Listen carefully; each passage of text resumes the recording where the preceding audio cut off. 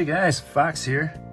It's that time of the year, the end of the year, where everybody likes to talk about their favorite games that they played over the last year. I've got two games that were released last year, so 2020, but I didn't finish them until this year.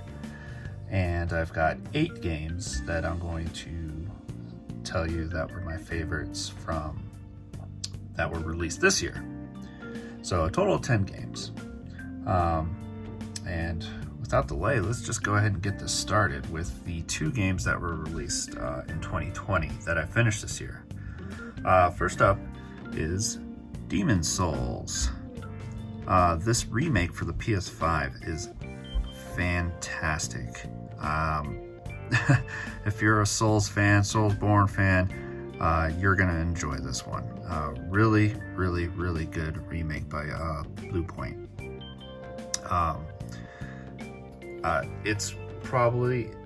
It very well might be still the best looking game on the PS5, or kind of a true PS5 release. This was not released on the PS4 either. If you like Souls games, you're gonna love this one, and man, does it look good, and the multiplayer is still very good. Next one I'm gonna gush up about might have been my number 1 game for 2020 if I had have gotten a lot further in it last year, and might have beat out Hades. I like this game so much. Very good.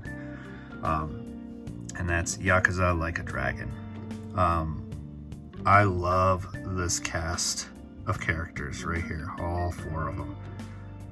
Wow, Ichiban is an incredible person. You really fall in love with him, for lack of better words. I mean, you could see this guy and you'd be like, yeah, this guy could be my best friend.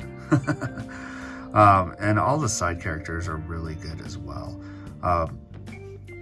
What I really liked about this Yakuza, I've played a couple of the other Yakuzas, but I just never could really get into the action battle system they had. But this one changes it up. It's turn-based combat, which really speaks to me. And the only reason it is turn-based combat is because Ichiban loves Dragon Quest. So when he fights, he sees himself as the hero. Turn-based battles against all the bad guys, so that's what happens in the game. It's really good. It's got a great job system, so you can switch all your characters to different jobs, so they have different moves and stuff like that. But it still has the beautiful environments that usually come with Yakuza games. Tons of fun mini games, lots of fun, silly stuff like this one right here, where you see the lobster or whatever. That's a summon. So you can summon like different people via your phone, and they come in and it acts like a Final Fantasy summon and deals damage to all the characters or heals your people, stuff like that. It's really funny. Really good story. Lots of fun collectibles to do and good mini games. Yakuza Like a Dragon, I would suggest to anybody. What a great game. Wow, I spent a lot of time on those, so I'm gonna be a little more brief on these, except for probably my top 3. So at 8 for the games that were released this year, I have Bravely Default 2. So lots of fun. This is more Bravely Default, which I really enjoy the battle system for these. I like the characters of this one. And the story is good. It's definitely serviceable, and mostly what draws me into these games is the battle system and the jobs. I really like the way you can learn moves. You can learn them permanently through the job system, and the Brave and Default aspects in the battle system are a lot of fun and gives you a lot of variety of how you can approach battles. So yeah, number 8, Bravely Default 2. Number 7 is actually a multiplayer game. What? Yeah. Something that's not an RPG? That's going to be Tribes of Midgard. This is a co-op game. Now, you can play it solo. but it's really meant to play cooperatively with up to 8 friends, or 8 people total. And pretty much what you're doing is you're resource managing, and you're leveling up your character, improving your gear, improving your little town while you guard the tree of Yggdrasil. And you are trying to find your way out of here. I think it's to Asgard. So you're trying to get in. You don't use the Bifrost, but the Bifrost is in there. You can Bifrost out of the game to save some of the stuff you did during that round. You have up to 15 days to get to the end, while improving your characters, improving your base, and finding your way to the end. Meanwhile, every once in a while you get attacked by these Yodems, these giant golem-like creatures. There's an ice one, fire one, dark, wind, and they are pretty fun. They're pretty giant, but it just has a lot of replayability. You just keep trying and doing it over again, doing it with different friends. You can do it by giving yourself a different class, so you always start from level 1 every time you start a match, and you keep trying to get the end. I think I haven't beat it yet. Granted, only about 4 or 5 of us play, and we're still learning, a way to properly do this, but it's a ton of fun. Recommend Tribes of Midgard. Number 6, back to the RPG front. This is a cool one, and I believe this game was made out of, I think it was Chile, in a South American country, I think. What are they called? Dreams Unincorporated. That's right. And that's Chris Tales. This had a really nice, charming story. Nothing too fancy, but pretty fun. Pretty interesting mechanics in this game, where you can change time to the past or the future, and you can do it in combat to change how things happen. For instance, you can like poison a character and then speed up time to the future, and they take massive damage, stuff like that. But it's a turn-based RPG with really beautiful artwork and very charming environments and towns in the games. But really good voice acting too. I enjoyed that. So lots of fun. On the surface, sometimes it seems like the combat can be rather simple, but if you really play with the time mechanics, it can be a little more complicated than that. I would say this game is a little on the easy side, so it's a nice, comfortable playthrough, and it's not very long either. So yeah, give number 6 to Chris Tales. Number 5 is a little bit of a tearjerker game for me that I played this year. I played this under recommendation from some people that I know.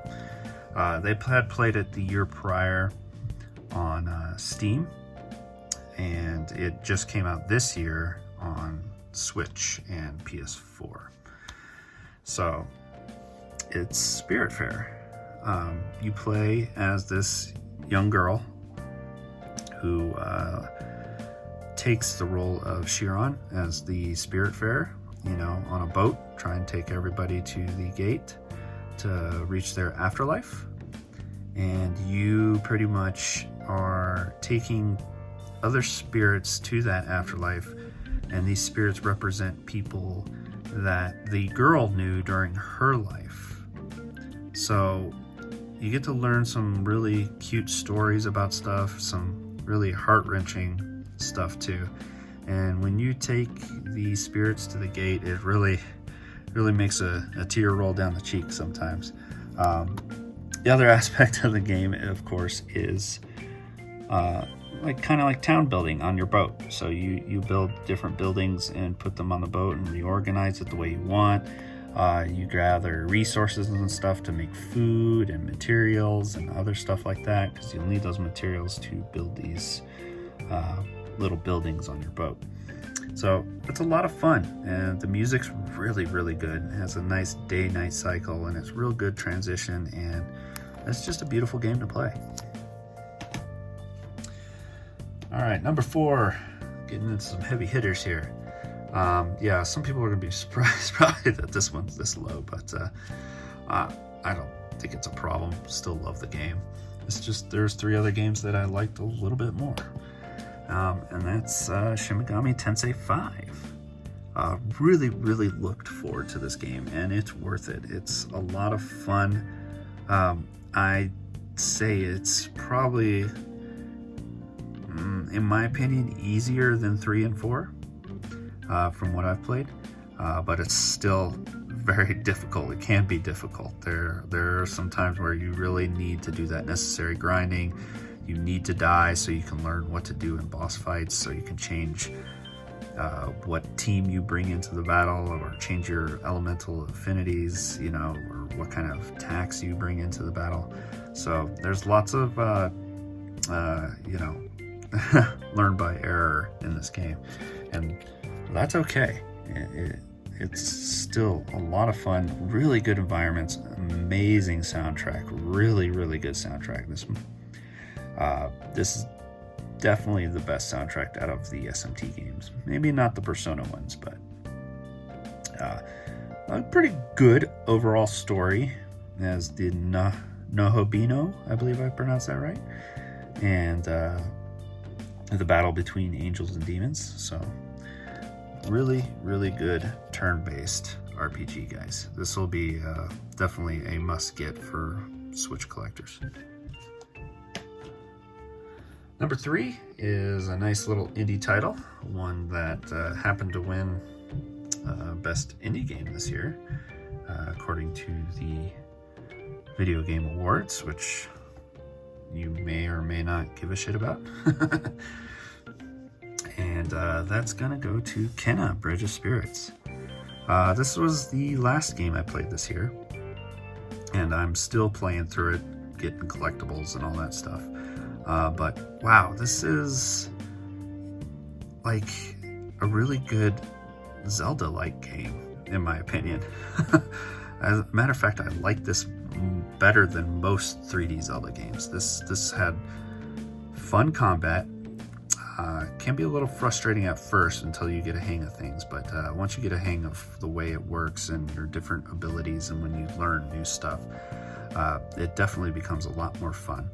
And the puzzle aspect and how well integrated it is into the world is really, really good. And one of the biggest things is the soundtrack and the ambient sounds, and the whole sound work in this game is fantastic. I love it. And it is probably one of the more beautiful games I have ever played. The environments are just amazing. I mean, the environments, what's the words? I can't get it out of my mouth. The immersion, kind of, you know, into this world is really good. I'm talking like I haven't really played quite this well a game this immersive into its world since pretty much the first BioShock, in my opinion. Really well done for an inaugural game, their first game, Ember Lab. Try to talk here. Really, really good job. I can't wait to see what they do next, or if they add some DLC to this one. Really, really good. All right, number 2.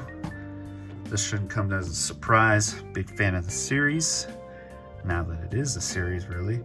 And that is Persona 5 Strikers. Already love Persona 5. I love the cast. They are my friends. Going on the journey through the original game in Royal was amazing. It's the story and the characters and their development as they grow through that game. It really brought me in. I absolutely love it. And what's great about Strikers is not so much its combat or, Musa style combat.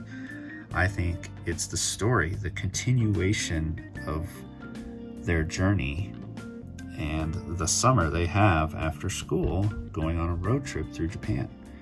And I loved that. I loved going around and visiting different parts of Japan with some of my favorite video game characters. Really good time. I am not a fan of Musou games, but they did this one. They changed it up just enough to make me appreciate what I was doing and the ability to not dislike what I was doing in combat. So it's definitely action-based, but you still get to custom your personas and what you're using to give you an advantage in battle. So, love this. If you loved Persona 5, you gotta play Strikers.